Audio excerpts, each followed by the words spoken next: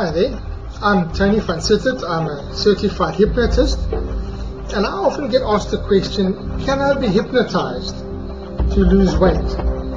Well, yes, everybody can be hypnotized because we're all hypnotized every day. And if you don't believe me, watch your husband next time when he's watching the rugby and he starts living himself out in that game, and he starts advising the referee as if he was a senior referee. He starts advising the players like he was the senior coach, and in his mind he becomes so suggestible and so excited about it. Or maybe if he watches you watching the soapies and you start crying and he looks at you like, what on earth is wrong with you? Well, you don't know either, because you know that they didn't just get divorced. You know that they didn't just get married. In fact, when they finished making the movie, they each got into their own car and went to their own homes. You know that the dog didn't just die. The child didn't just get kidnapped.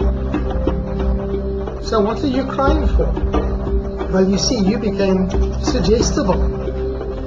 You started imagining that you were part of that movie. Or when you drive in your car, we get hypnotized, but often drive in our car, believe it or not. And you're riding along the highway and you suddenly realize, have I passed that off-ramp or not? Or if you're on the open road, have I just passed that town?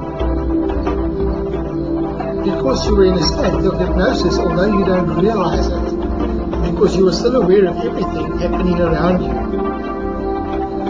And I often get asked, well, what is hypnosis? You see, hypnosis depends on three things. Your relaxation, and that you can only do for yourself. Your concentration, and only you can concentrate for yourself. And your imagination, and only you can use your own imagination. It's easy to explain what it isn't. Hypnosis doesn't mean that you're out of your mind. It doesn't mean that you're asleep, because you're in fact very much awake. It doesn't mean that you have lost control. You're very much in control of yourself.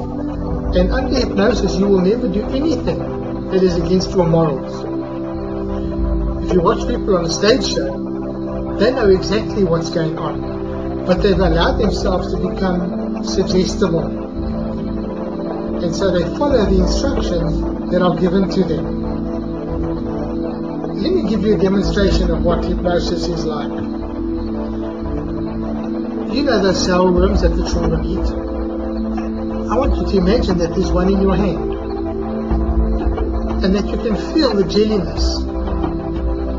Feel that sour worm, the sugar on it, the texture, and now put it on your tongue, and put it inside your mouth, and feel that sugar on the sour worm start to melt and dissolve. And imagine that sourness as you bite into that sour worm, spreading through your mouth, very, very slowly through your mouth. And as that sourness trickles around your tongue, and down your cheeks, and under your tongue, feel how it pulls those cheeks together and the saliva glands are starting to work overtime, aren't they? I wonder if you could whistle now. Give it a try and see how suggestible you were. Now, in the same way, when you picture, visualize or imagine what you could be like, how successful you could be, how much weight you could lose, and what you could look like once you've lost that weight. And with your imagination and you concentrate on it, your body will start living it out. The same way that the sour worms in your mind cause your body to follow your mind.